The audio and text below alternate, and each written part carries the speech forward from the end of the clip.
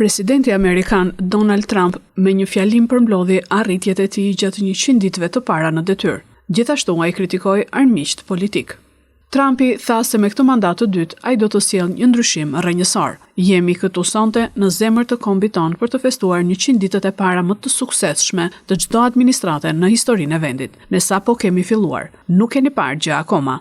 Presidenti Amerikan vuri në lojë paraardhësin Joe Biden, kritikoi kryetarin e Rezervës Federale të Amerikës dhe kundërshtoi fuqishëm sondazhet që tregojnë rënje të popularitetit të tij.